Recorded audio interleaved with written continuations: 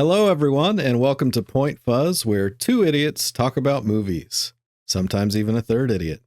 We want to give a big shout out today to Tang Recordings for allowing us to use a snippet from Hanted's 2022 recording that you heard in our intro. I'm Seth. And I'm Anthony. On today's episode, we'll be talking about the 2013 film Her by Spike Jonze. But before we do that, we'd like to share a little about ourselves, why we call ourselves Point Fuzz. Point Fuzz. What could it mean? Yeah. So if you can't tell, some of us will have video, some of us won't. So Yeah, it's true. There's a big clue for the video watchers. What's your favorite movie? I think my favorite movie, gosh, that's a question. Probably Hot Fuzz. What about you? Good movie. I'd say if I had to pick, probably Point Break. Oh, yeah, that's a good one. Oh my God, I just realized if you combine those, it's Point Fuzz. Whoa. Oh my God. Yeah, that's creative. So yeah, we had that realization and we were looking for a name forever and it felt perfect. So well, do you want to share anything else about ourselves? I suppose we should probably, since, this is the first episode. What's your background with falling in love with movies? So I guess we'll start with Point Break. So growing up, watched a lot of movies with my dad. That was one of our favorite ones to rewatch over and over.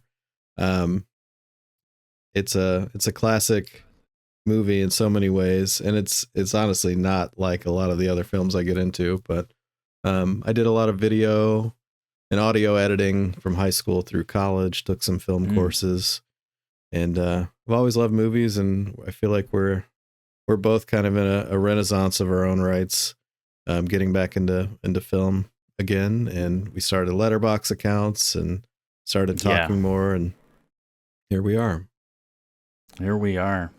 Yeah, I wasn't a big movie fan as a kid, actually. It wasn't until, I'd say high school-ish that I was like, oh, movies are cool.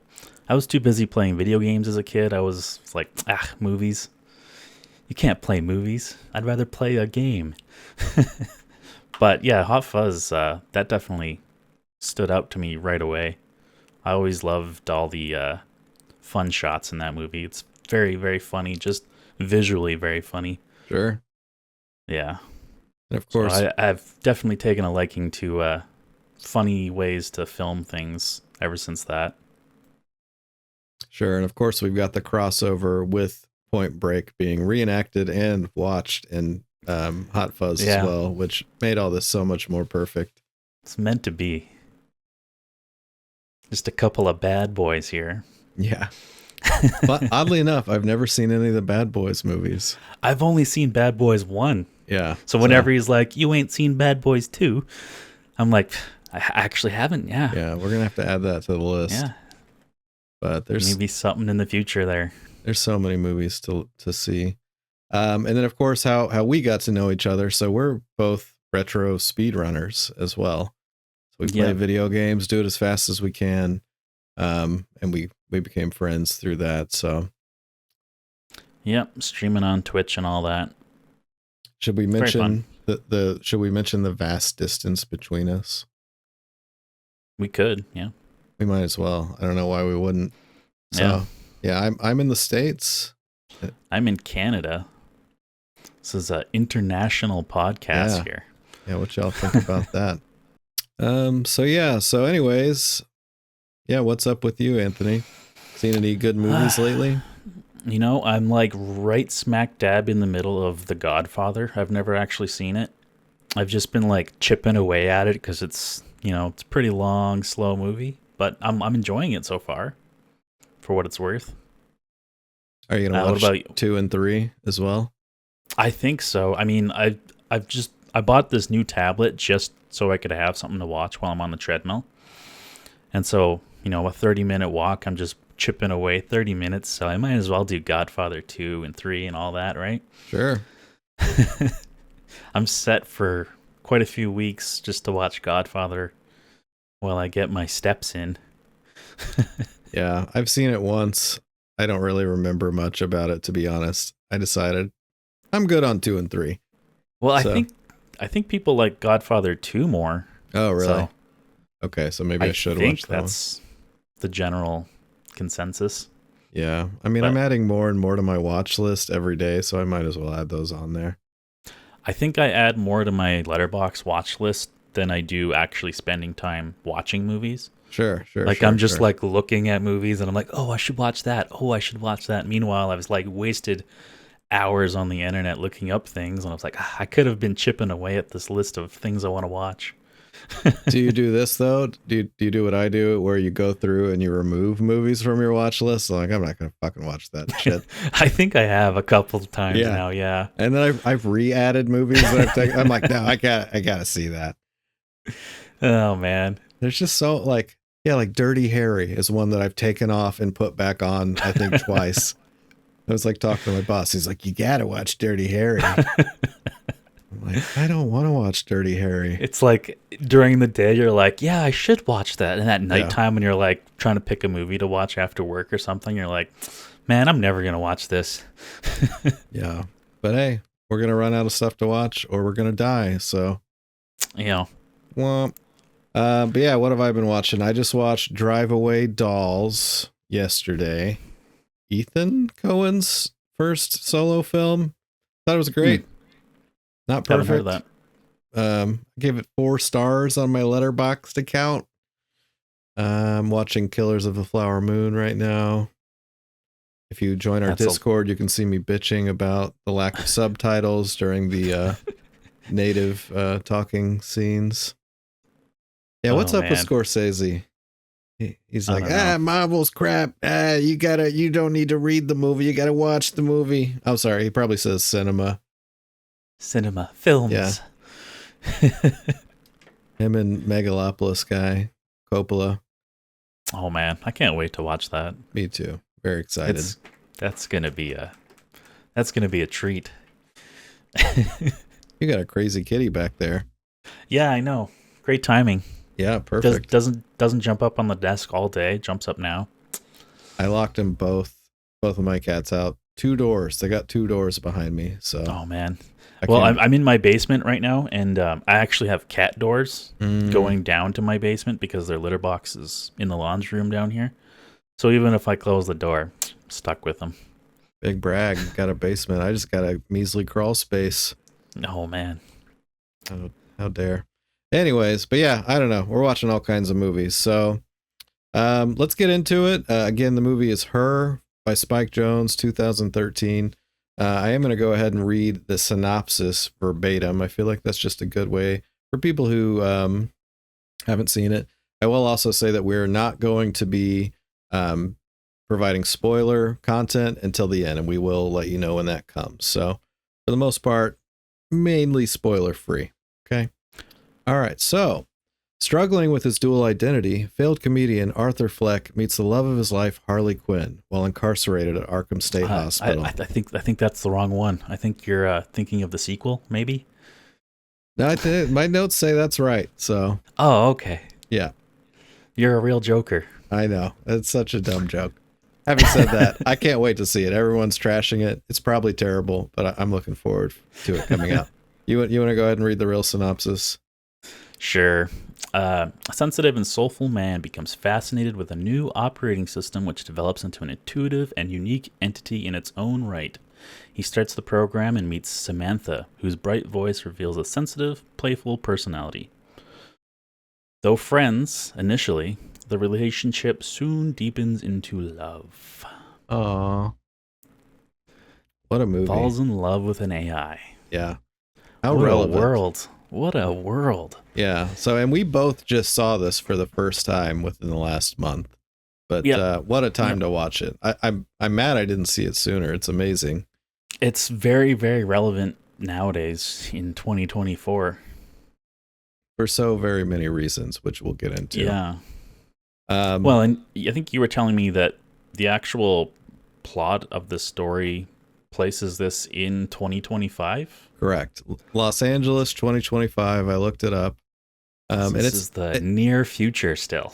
and it's like, it's possible AI could, almost be to that level if they have some Oh, yeah. steady leaps and bounds in the next year. having said that, I'm very skeptical of that kind of jump from where we're at now. But It goes fast though. yeah. So yeah, cast. I've got obviously the main guy Theodore. We got Joaquin Phoenix. ScarJo plays Samantha, the AI voice, who was replaced in post production. That's another little tidbit I found. So they had someone else. I don't know if you want to name a few of the other actors. We got Amy, who is played by Amy Adams, and Paul, played by Chris Pratt. And then there's some other characters, less important, but the director does a voice in the movie as well. Olivia Wilde's in the movie at some point, playing a blind date. Doesn't even have a name. Yeah, she deserved a name. I think so. Yeah. And so there's some interesting credits in the credits, like what they name people. There's just weird titles. I don't know if you noticed that. I didn't. I did see online someone was credited for the drawing of the butthole armpit drawing. I should have written that name down. That's fantastic. Yeah. Which we might as well talk about real quick. So they're on the beach, which we'll come back to that as well. But yeah, Samantha is talking about how she's this hypothetical situation. Like, why are humans set up the way they are? Like, why isn't your butthole where your armpit is? And then she draws him a picture of it. And then it's a picture of someone getting banged, the anal sex in their armpit. Yeah. Just whips it up in like no time, just draws it. 0.0000001 seconds probably. Yeah, some other tidbits too before we kind of get more into the meat of it. So yeah, it did make a profit. Grossed 48 million worldwide on a budget of 23 million. Won Best Original Screenplay. Won an Oscar. Nominated for a lot. Arcade Fire wrote, I believe, the majority of the score. Yeah, I think I read that as well. And then this he also had a short film called I'm Here that deals with similar themes, which I definitely recommend watching. You did not have a chance to check that out, I take it? No, I didn't. Long story short, it's basically two robots in a world where robots and humans coexist, fall in love. So it's just a love story between the two of them. Shorter story, a little more straightforward, probably. Yeah. I assume. Mm-hmm. I'll have to check that out. Half an hour long, produced by Absolute Vodka for some reason. What? Yeah. What the hell? I think they did. I don't know if it was Absolute or another company, but Tim and Eric had a vodka. It's called A Vodka Movie, actually, a short film that they did with Zach Galifianakis. That's really funny. On that same note, yeah, check that out. It's on YouTube. So is I'm Here. You can watch that on YouTube for free. Oh, that's convenient. So yeah, thoughts, feelings. I mean, again, I love this. For so very many reasons. Yeah, this was an instant love for me. Like, I came out of it just like thinking about it for like quite a few days after I watched it. I think definitely left an impression. I think. Yeah, it definitely sticks with you, and yeah, you can view it through so many lenses. Yeah. Whether it's like, I think for the most part, when I first watched it, I took it a lot at face value, just really seeing Samantha as, just the character, the love interest in the movie. And I took other things out of it too, but I feel like even with that alone, it's still a fantastic love story. And then obviously when you look at it even a little bit deeper, you start to see more meaning. Oh yeah. And I should say it's definitely a lot more deeper than just a love story between a lonely man and a computer, I would say. Yes. It's definitely advertised as that, I think. I think a lot of people come into this thinking that. Mm-hmm. But yeah, it's definitely a lot more than that. And I will say too, so we're not film experts or anything. We're movie experts, cinema guys. But we've watched it multiple times. I've done some research. I try not to do too much research on other people's opinions, but I wanted to kind of get some other perspectives on it too. So I guess general rundown. So for anyone who hasn't seen it, or if you just need a refresher, so Theo, it actually starts. So he writes letters for other people. So people pay him money, and then he writes, basically love letters or whatever, and that's where it opens up. So, yeah, it's a pretty good introduction to the character. It shows how like deep and thoughtful he is. It also gives a little bit into the background of the world that we're in here, where people are paying other people to write meaningful letters on behalf of them. Yes, kind of a weird thing. Yeah, and he's been recently divorced, so you find that out fairly quickly as well. He stumbles upon, the OS1 as it's called, which just comes out, installs it onto his computer, and boom, meets Samantha. Start slow, become friends, and goes from there. Yeah, that OS1, the advertisement that Theodore sees for that is something. Yeah. It's just a lot of lost, sad-looking people, and then they're saying how, OS1, it knows how to feel for you, or whatever it says, and then it's just a really happy woman. Yeah. It's like asking really deep questions too. Yeah, and they're like in the LA River, and there's just shit exploding everywhere. I watched a little behind the scenes of them filming that too. That was pretty neat. Oh wow. Yeah. And I'm just a big Spike Jonze fan as a person as well. So yeah, so I guess starting at the beginning, so we get this intro to him, which again, yeah, you find out he's a very, smart, loving, sensitive man. And it is a nice perspective on what happens with him and Samantha as they, eventually fall in love. And I do believe it's a legitimate love between the two of them.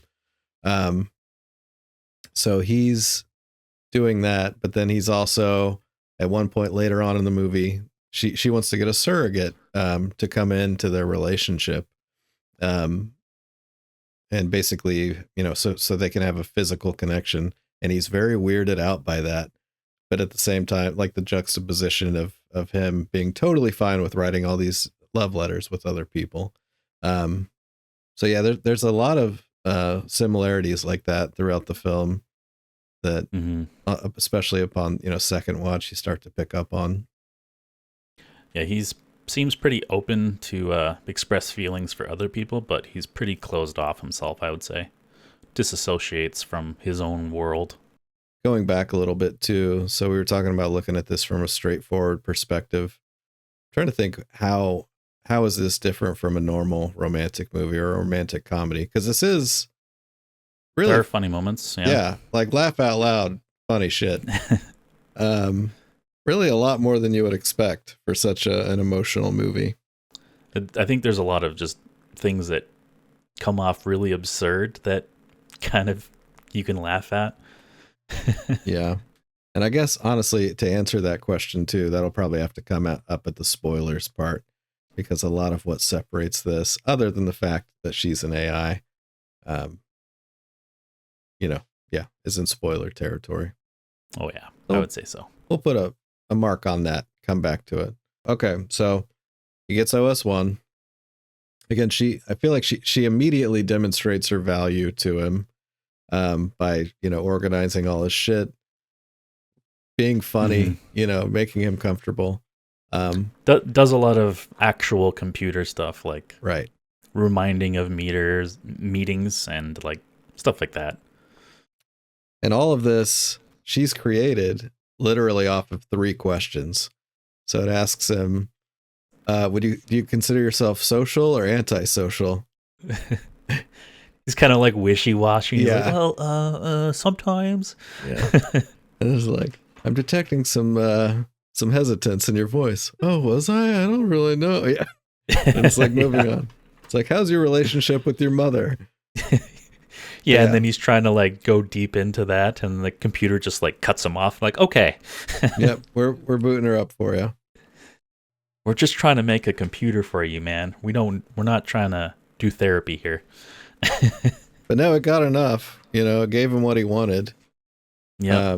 And that's a big, theme of the movie too. Like with his ex-wife, talking about how, she's telling him, you just, wanted to put me on, Prozac and didn't want to deal with me and stuff like that.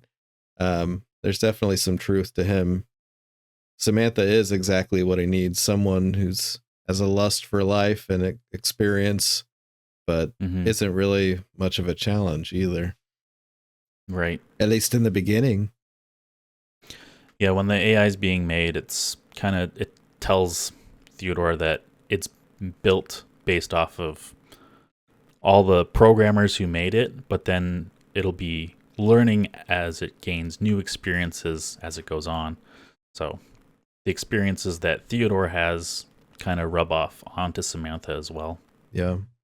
And vice versa. Yeah, and one of the lines she says, which I actually wrote this quote down. So, what makes me me is the ability to grow through my experiences. So every moment I'm evolving, which seems to be the definition of consciousness. The OS just evolves at a much higher rate. That's my note. But yeah, which you could look at from the perspective of just consciousness in general as well, which seems to be a pretty good definition of it in the human experience. Then from there, it shows Theodore living life with Samantha. Goes back to work. She's helping him out at work. His life's becoming a little more easy. He's got someone to talk to because it seemed like he wasn't a very chatty fellow before that. So yeah, he needed a friend. Definitely. And he did have one other friend, at least in the movie. So Amy, right, yeah, Amy Adams' character, it's actually, we find out, is one of his, like they did date a little in college. She's similar to Theo in a lot of ways, but she is married to someone who's just very rigid and kind of controlly. Yeah, he's not the best, I would say. Kind of a douchebag. Yeah, and sorry, I almost went into spoiler territory there.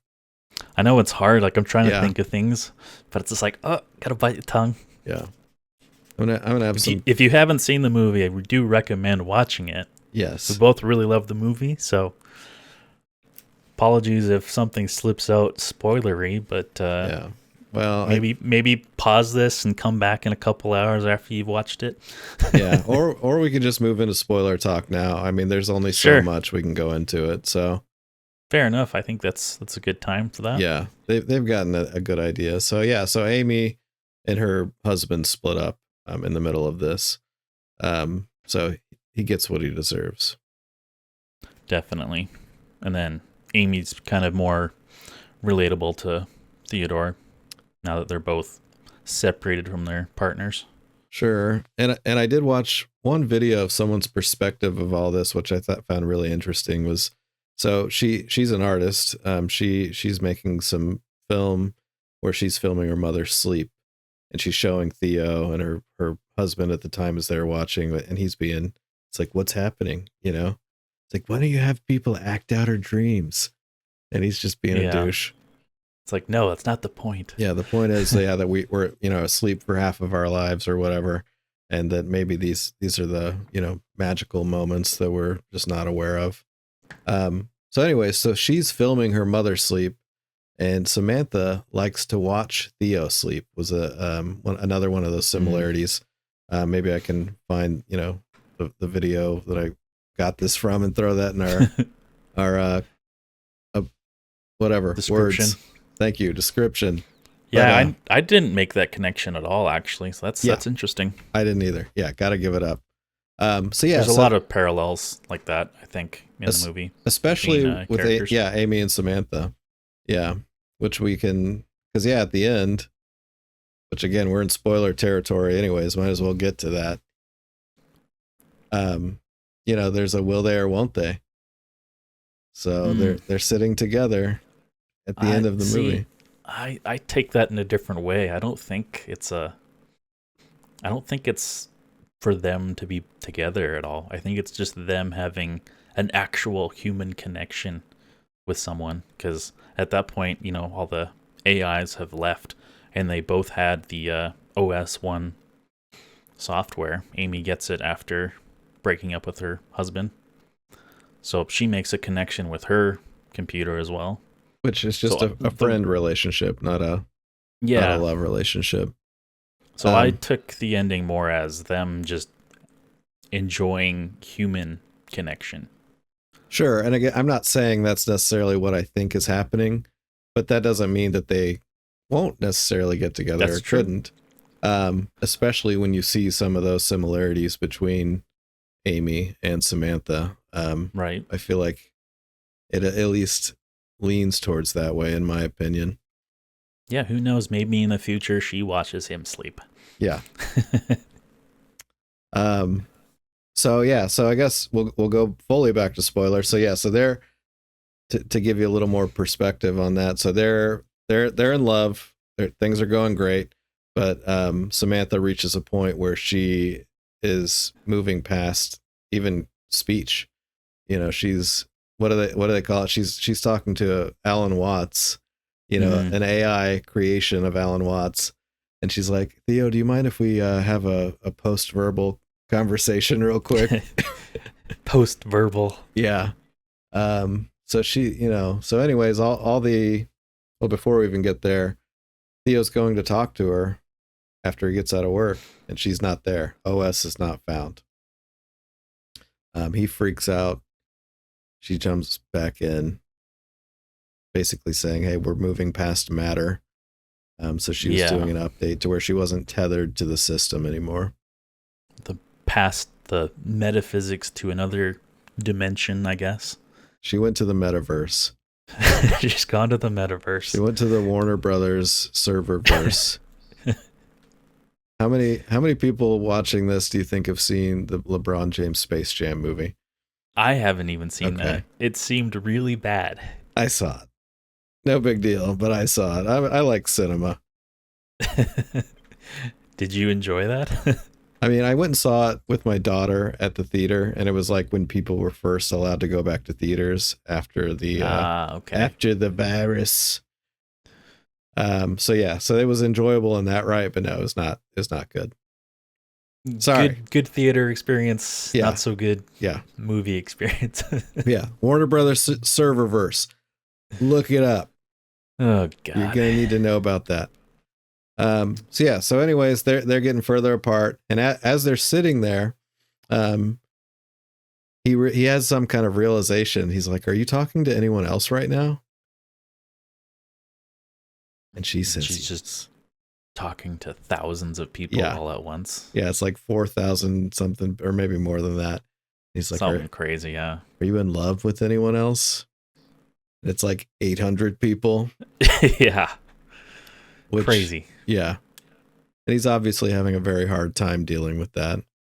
Yeah, I mean, if your partner told you that they were also in love with 800 other people at the same time, that would kind of be a little jarring. I'd be shooken up.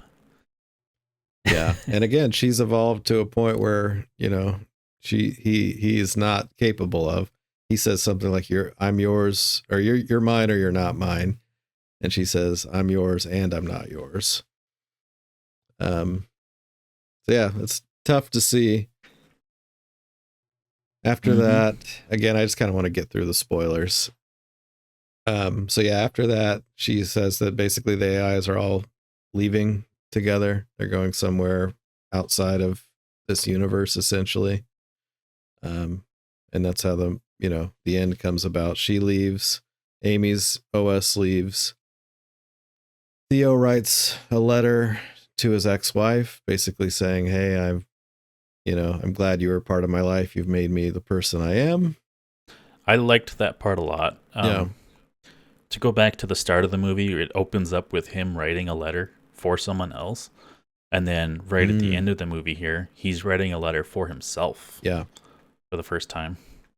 Nice. I thought that was interesting. Nice. It's a good book ending of the movie. You should make a video about that. A video essay on YouTube? Yeah. 2 hours long, explaining. just diving into that topic only. But yeah, so that's beautiful. And he's clearly learned a lot through Samantha and this experience, which again, going back to, I see that a lot in the meaning of the film. So you say that he's learned a lot through Samantha. Here's my perspective on the whole movie. Okay. Samantha is really him. It's a lot of self-reflection because she's built to learn on experiences. The only experiences, well, not the only experiences, not until later on in the movie, other people get to talk to Samantha, but early on, it's just her and him talking. So everything she's learning is just based off of his own thoughts that he's sharing. So I think it's a lot about him, not her. It's a lot of self-reflection. Sure. Yeah, no, that's really smart way to look at it. I hadn't thought about that at all. Yeah, I was looking online for like other people who had that perspective, and I didn't really see anything like that. But it really does seem like he's very introspective. Like he's really just talking out loud. If you think about it, he's got her in the earpiece, but he's really just talking out loud his thoughts, right? Yeah. I thought that was interesting. Yeah, I'd agree. Yeah, and again, having said that, I do, whether you're talking about through him or Samantha, whatever, he's grown as a person, and I feel like he's now ready for love and ready for human connection, which I think that's a big part of what I see this movie is really about, is especially when we're looking at modern life today, with parasocial relationships. Again, we both stream occasionally on Twitch and stuff. So whether it's Twitch or, something small like that, or like celebrities that have people fawning over them. Sure. Yeah. I think this is the future that we can and are finding ourselves in without being able to really connect with people. So it's definitely a lesson. And yeah, it's a lot of immediate gratification from things. Like even early on when he can't fall asleep and he does the phone sex thing. Mm-hmm. The other person on the line gets their gratification, just hangs up instantly. And he's just like, yeah. That was weird. Yeah, she's like, did you come too? He's like, yeah. Yeah. There's a lot of things where it just seems like people get instant gratification from stuff in this. Yeah. Like his whole job of writing letters for people, it's just people who are too lazy to do their own writing, sharing their own thoughts. They're just like, I'll just pay for this to be done for me. Yeah. And then jumping back into the parasocial relationship too, which again I feel is kind of commingling with that. The surrogate herself, and a lot of this I pulled from that video I watched too. But yeah, she's living that parasocial relationship and jumping into their thing too, which is another interesting way to look at it. Yeah, she's even at the end when she's crying and that didn't work out, she's like, I will always love you too. Right. Just like, okay, lady. Yeah, your lip quivered. If your lip wouldn't have quivered, scene. Everything would have been good. By the way, I just want to go on record. I'm totally down for that. If this comes about, I am a married man, but if things go real bad for me, I have an AI girlfriend, sign me up. Let's do it. Yeah. Get that gratification. Yeah, I've been with my now wife 20 years now, by the way. So that's another, talk about perspectives, just thinking about early love and seeing him go through the divorce and stuff. And like, I love my wife, but hey, 20 years with anybody, you're gonna really, I think with 99% of people, you're gonna hit some rough times. Oh yeah. So I've definitely pulled some stuff away from this as well for how I can better, be a better partner. Yeah, there's definitely some empathy you can have for Theodore in this movie, I think. whether it's through, um, breaking up with his wife and how that is, and finding love again. Yeah. Well, and I mean, I'm just, sometimes a very sad, melancholy person. I mean, oftentimes I'm not as well, but so I can, I definitely identified with him in that regard when I watched it. Right. And then there's the happy moments. I really liked how Sure. they framed and colored all the different happy and sad moments in the movie. Like at work, when he's writing these happy letters, it's very colorful in the background. But when Theodore is just in the world moping around, it's just gray, sad. Yeah. I don't know. Have you noticed anything else with like the coloring of the movies? Yeah, like and pops of color. And for anyone who didn't notice, I am cosplaying as Theo right now. I got the red shirt, I got the mustache, the glasses. So I hope you appreciate this bullshit because I look terrible. Mustache is not for me. Red shirt Theodoring right now. Yeah, so he's happy. And this should be releasing sometime around Halloween-ish. So happy Halloween, right? Yeah, it should be around there, I would say. Maybe even on Halloween. Who knows? We get crazy. What was the question? What'd you say? Or I went off on a tangent. Just like pops of color in the movie. Oh yeah, If you noticed anything? Yeah, so red a lot, yellow and like blues seemed to kind of be the opposite side. I noticed the blind date was wearing red and he was wearing yellow at that point, but she was, even though he was kind of having fun, like she was wanting that relationship and everything, and he was kind of just there and drunk and a little horny. Yeah, and he put the brakes on it. What else? Yeah, a lot of the points when he was in bed, he was wearing the all white with kind of that washed over blue look. Yeah, it was very well done. Also, on that note, the music was just the score was so beautiful. So visually, the way they use the music in this is very cool. Having Samantha play music in his ear, but the audience actually gets to listen to that too, really helps with the connecting with the character when you can hear the music that they're hearing, which happened a lot throughout the film. And yeah, sometimes you wouldn't know. So again, I was telling you about this earlier because I took a few film classes in college. That's called diegetic sound that's in the world of the movie. So you don't know it's diegetic until they're like, oh, I wrote you this song. So she writes him a song when they're at the beach, which is beautiful. And then she also writes them a photograph song, which is really a play on that first song, with more intricacies as their relationship develops. And that's another thing that they have in common is Theodore is also seen tinkering with the ukulele. So he's musical as well. So she's matching him there. Yeah, that song's beautiful. What's that? A Million Miles Away? Yeah. It was pretty good. Yeah.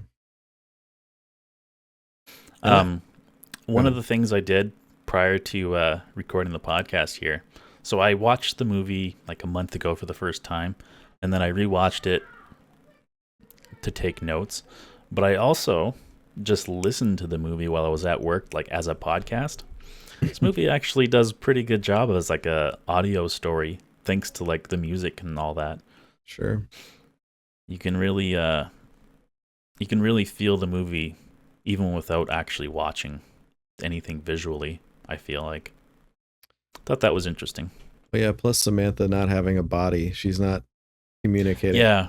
Although that's another thing. He does get mad at her when she's doing the breathing thing. It's like you get the experience just having her in your ear as well, if you just listen to it without actually looking. Yeah, how are you going to get work done with that massive erection? I know. Yeah, ScarJo's voice is so sexy. I mean, we got to say that too. If you haven't seen it, I mean, is there any like behind the scenes stuff of her recording some of the audio? I didn't see any, but I didn't super deep dive on behind the scenes stuff either. It's pretty interesting that they had someone else as Samantha's voice. Mm-hmm. I think they had the recordings, or the woman was in the room during this filming. I read like that all she of was Theodore there. scenes. Yeah. She was there. Okay. And yeah, it's just so he had someone to play off of. Yeah. But yeah, it's interesting that everything got recorded after. Well, and So they would have had apparently to time it. they recorded a couple of new scenes for her too, is what I read. Yeah. So wow. I don't know which scenes they were. That would have been some good information to have. I blew it. I think if there's like any small faults in the movie, I would say that sometimes when Samantha's talking, Theodore's face would react to things really, really quickly.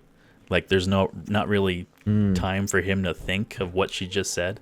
So sometimes I think the pacing of the dialogue between the two is probably suffers just a tiny bit because of recording after. But it's not. I never noticed that, thing. but yeah, that's interesting. Because yeah, we talked about this yesterday or 2 days ago. We couldn't really. It's very hard to find flaws. Yeah. I would say Theodore doesn't get the zoomies enough. He only gets the zoomies 2 or 3 times. I would have loved to see him running around like my dog more often. He gets to be goofy. He gets to be goofy. They clearly, as far as like, the realism, and obviously it's like in the future and stuff. They clearly didn't product test this at all. There was no beta testing. They're just like, all right. Yeah, here you go, public. Yeah. Have this thing. So, yeah, I'd love to see, let's see, her too, or him. Where they reboot it. Way dumbed that'd be down. Interesting. Yeah, I don't know. I think any other, I mean, again, we could talk about this movie for hours, I'm sure. And we could go through all of our favorite scenes and our favorite lines, but any other final things you have? I mean, I couldn't really picture anyone else playing Theodore. Joaquin Phoenix does a really good job of being present on screen, like through even just facial changes and whatnot.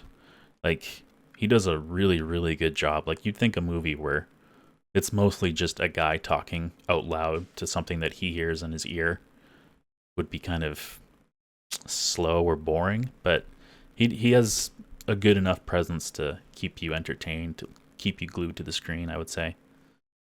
And I think that comes back, because that was one of the questions I had written down, is why didn't I see this back when it came out? I remember thinking, oh, do I want to see this? Yeah, sounds a little boring. And I think it's just the way it was presented was just like, here's a goofy nerd guy who's just gonna fall in love with an AI, and it's just like, whatever. Right. But I had heard good things. Like, I had a couple friends be like, oh my god, it was so good. And I was just like, But no one told me it was deeper than what it appeared to be. I think if I would have known that, I might have been more interested in it. I think. Maybe if they would have watched that in Hot Fuzz, you would have seen it. Yeah. You haven't seen her? So would you recommend it? Yeah, I would say so. Yeah. Go out there, watch it. It's on Max right now. That's where I watched it. I might have my own copy of it too through other means. By the way, check out Surfshark, our unofficial sponsor. I use it. But yeah, definitely check it out. Look into Spike Jonze other movies too. I just watched Where the Wild Things Are, which honestly, that one you could probably skip. I think he did about as good of a job as he could do on it. Adaptation was great. Being John Malkovich was great. I think I don't know if I've seen any of his other works. I know he did a lot of like music videos and stuff too. Oh yeah, like, he has a huge background in that, doing Beastie Boys and some other bands. Yep, and skate videos and BMX. Yeah, he's done a lot. Oh wow. Yeah, he's a cool dude. So yeah, I guess we'll go ahead and give it our ratings, eh? Yeah. All right, let's look up into the sky and freeze.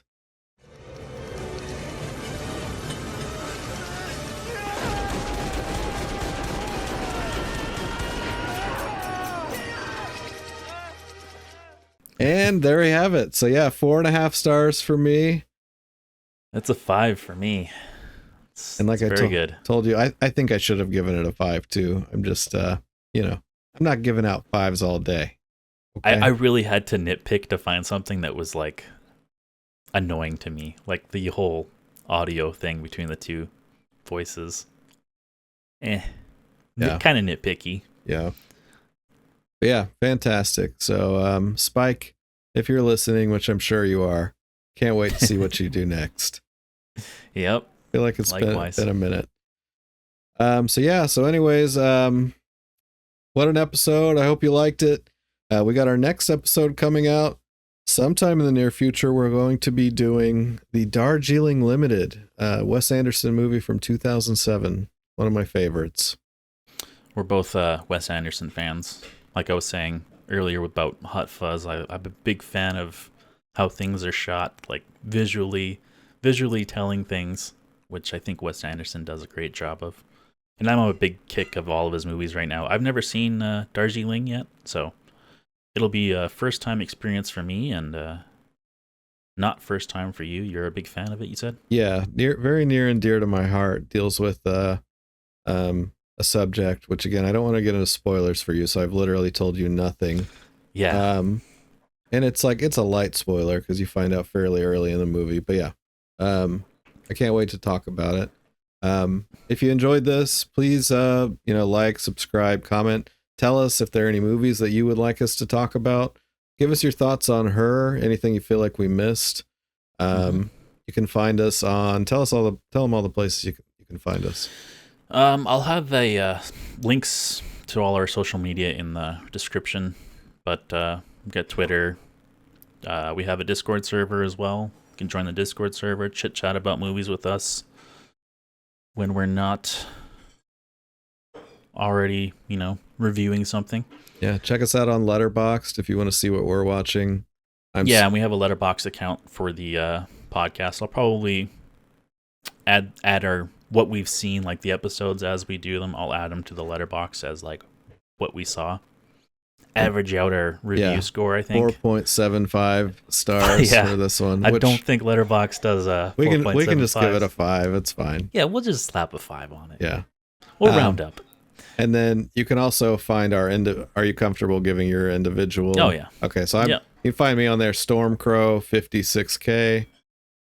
You can just go to baconomelet.com. That's got all my links. Yeah, I have a whole collection of where you can find me around the internet. So yeah, anyways, Anthony, this has been super fun. Thank you, everyone, and I can't wait to do the next one. Yeah. Peace be with you. Peace.